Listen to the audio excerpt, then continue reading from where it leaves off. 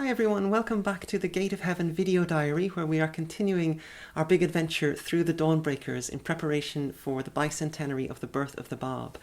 And in this episode we're going to look at another one of these great upheavals that take place while the Bab is in the prison of Shirik, the upheaval of Nayriz.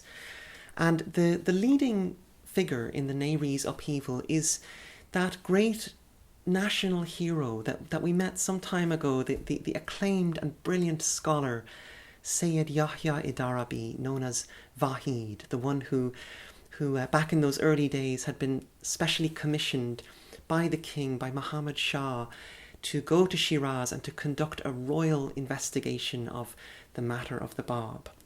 And you might remember from that episode, it was episode 10, where Vahid had tried with all his might to resist the charm of the young merchant of Shiraz, but after his 3 interviews with him, he just found that all his pride had just melted away, and he was reduced to a puddle of tears as he witnessed the Bab's spontaneous composition of his commentary on the Surah of Kawthar, the very Surah of the Quran that Vahid had been holding in his heart.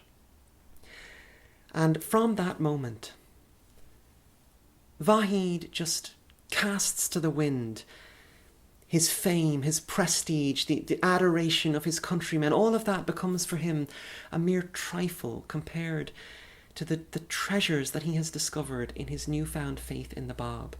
And just like Mullah Hussein, just like the Letters of the Living, Vahid sets out blazing a trail across Iran, setting every city that he passes through on fire with this blazing love for the Bab and his message. And as he travels from city to city and town to town, whenever he finds a hearing ear, he deepens that person's understanding of the Bab's message. And then he empowers that person to spiritually empower the rest of the population. And then he shakes the dust off his feet and he moves on to the next town. And eventually he makes his way to his hometown of Nayriz, where the people are very attached to him because he's the pride of their city. Vahid is like the golden child of Nayriz. They love him, they adore him, and they don't want him to leave. But Vahid is concerned that if he stays, the governor of Nayriz, Zainul Abidin Khan, who is yet another iron-fisted tyrant, will oppose them and will suppress them. And he says to the people, "My sole purpose in coming to Nayriz is to proclaim the cause of God. No need for me to tarry any longer in your midst, for if I prolong my stay, I fear that the governor will ill-treat you because of me." But the people of Nayriz say to him, "We are ready and resigned to the will of God. We cannot, however, reconcile ourselves to so abrupt and hasty a separation from you."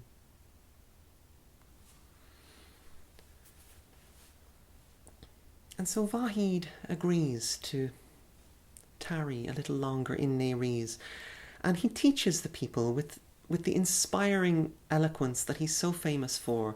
And within a matter of days, these great waves of enthusiasm about the Bab's message are rippling out through every street and alleyway and corner of Nayriz. And who gets upset? Zainul Abidin Khan, who, on seeing all this excitement about the Bab being generated in his city, determines to silence Vahid. And when he realizes that Vahid is actually attracting hundreds upon hundreds of supporters by the day, he assembles an army of over 1,000 men, infantry, cavalry, armed with muskets and cannons, and he orders them to exterminate Vahid and all his supporters. And as soon as Vahid hears about this, he immediately tells his supporters that they need to leave their homes and they need to get out of Nayriz. And he directs them to take shelter in an old fort on the outskirts of Nayriz called the Fort of Khajeh. And so just like the Babis in Mazandaran, the Babis of Nayriz now take shelter in an old fort as a place of protection. But as soon as they've installed themselves in this fort, Zayn al-Abidin Khan's 1,000-man army descends on them and the bombardment begins. The bullets come firing, the cannonballs come crashing. And of course, Vahid has no army. All he has is these lay citizens of Nayriz.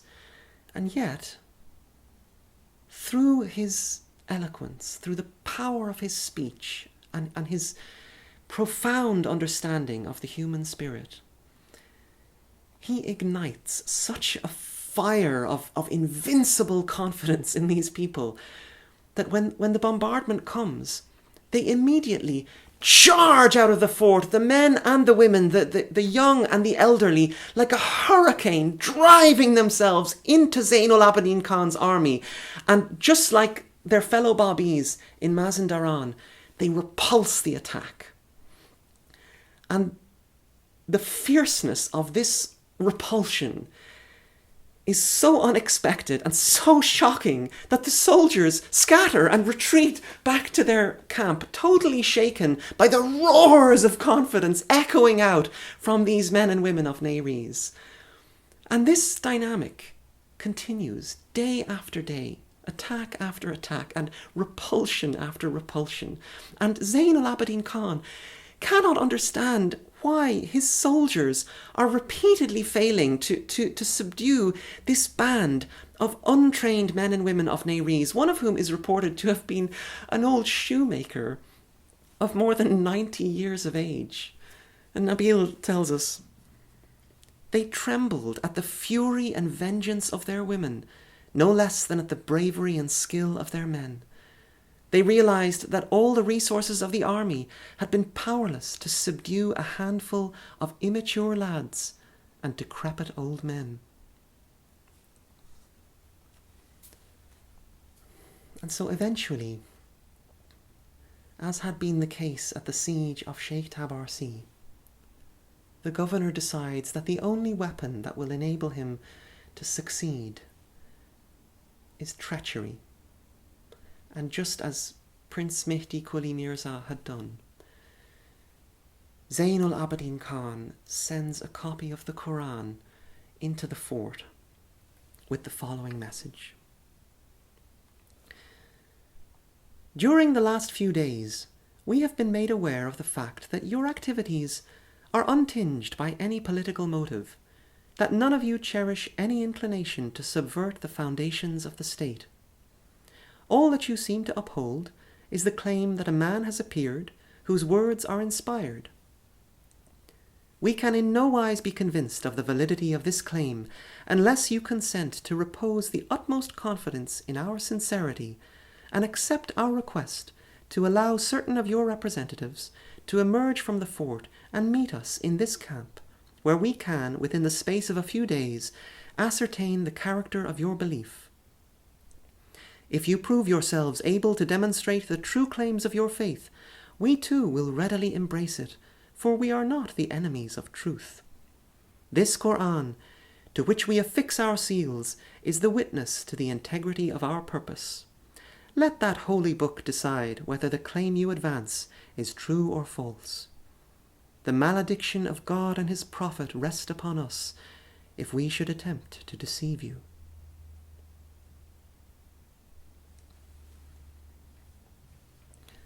And Vahid says to his companions, our appointed hour has struck. Our acceptance of their invitation will surely make them feel the baseness of their treachery. Though I am well aware of their designs, I feel it my duty to accept their call and take the opportunity to attempt once again to unfold the verities of my beloved faith.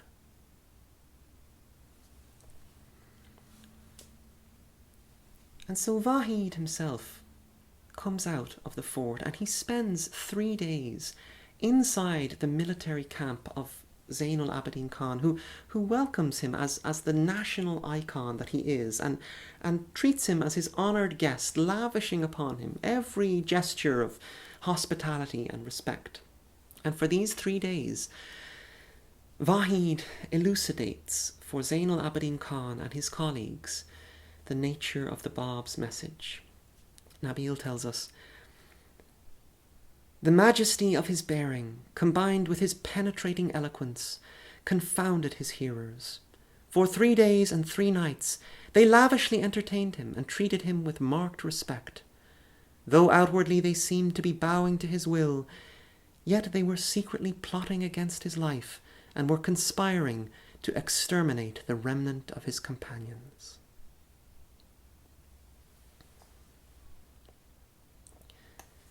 So Zainul Abidin Khan knows that he can't compete with the Babis in the fort, and he also knows that if he hurts Vahid under the current circumstances, there will be hell to pay. And so he devises a strategy to get the people out of the fort. He gives Vahid his assurance of a peaceful end to the situation, and he asks him to send a letter into the fort to assure his companions that a peaceful settlement has been reached and that they are now free to safely return to their homes. And so Vahid writes this letter, and he gives it to one of his companions who has accompanied him to the governor's camp. This is a man called Sayyid Abid.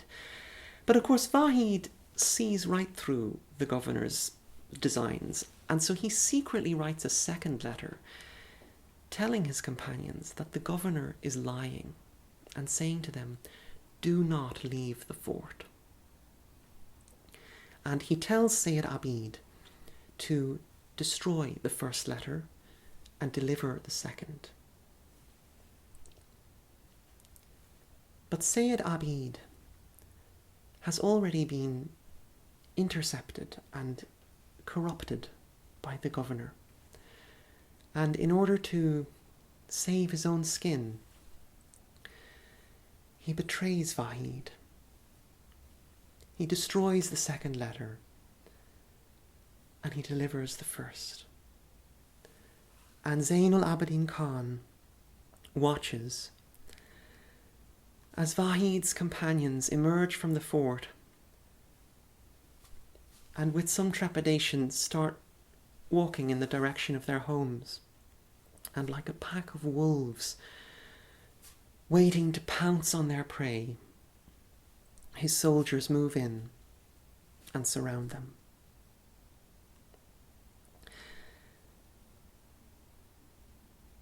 The men were seized, chained, ill-treated, and eventually slaughtered. The women and children were captured and subjected to brutalities which no pen dare describe.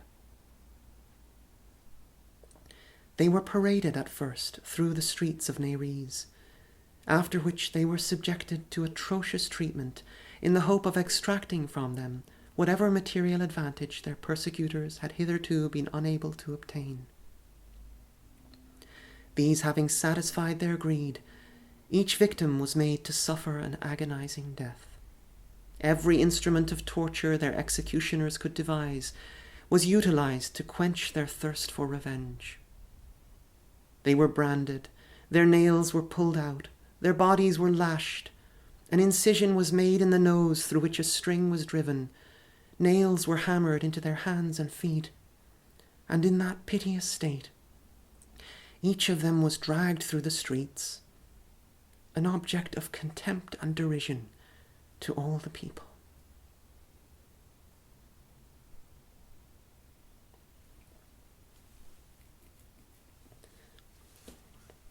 And the governor turns his attention to Vahid, who he now holds as a prisoner in his camp, and he lets loose on him his fellow wolves.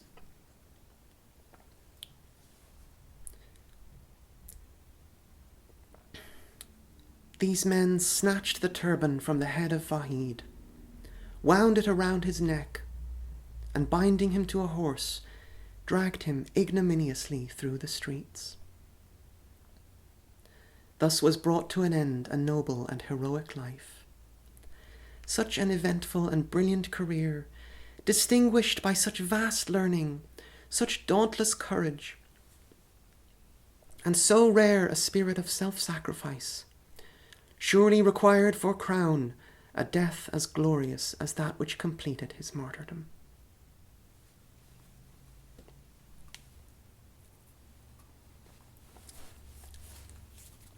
So, from the moment,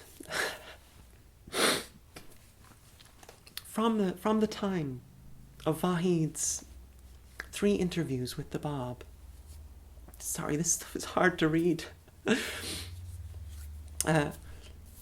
From the time of his 3 interviews with the Bab,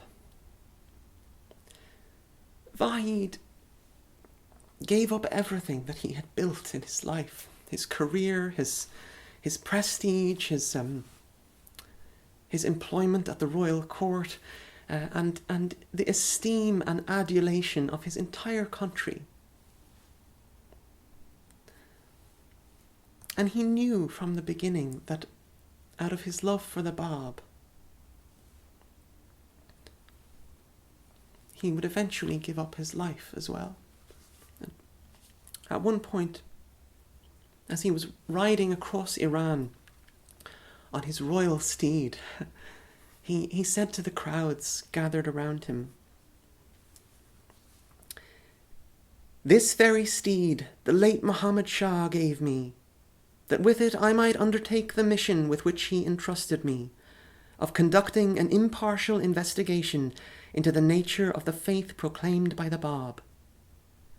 He asked me to report personally to him the results of my inquiry, inasmuch as I was the only one among the ecclesiastical leaders of Tehran in whom he could repose implicit confidence. I undertook that mission with the firm resolution of confuting the arguments of the Bab, of inducing him to abandon his ideas and to acknowledge my leadership, and of conducting him with me to Tehran as a witness to the triumph I was to achieve. When I came into his presence, however, and heard his words, the opposite of that which I had imagined took place. In the course of my first audience with him, I was utterly abashed and confounded. By the end of the second, I felt as helpless and ignorant as a child. The third found me as lowly as the dust beneath his feet. He had indeed ceased to be the contemptible Sayyid I had previously imagined. To me, he was the manifestation of God himself, the living embodiment of the Divine Spirit. Ever since that day, I have yearned to lay down my life for his sake."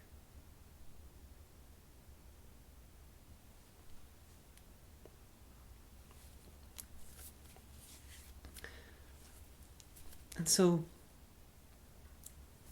as we remember Vahid and all of these great heroes of the Dawnbreakers, I am really pleased and honoured to release the next song from Gate of Heaven. It's called Lord of Grace Abounding, and it will be posted on my YouTube channel tomorrow, Saturday, May 4th. So if you're watching this video on anywhere other than on YouTube, make sure that you go to youtube.com/lukeslot and click subscribe, and also click the little bell beside subscribe, and that way you'll be the first to hear the song when it's posted tomorrow.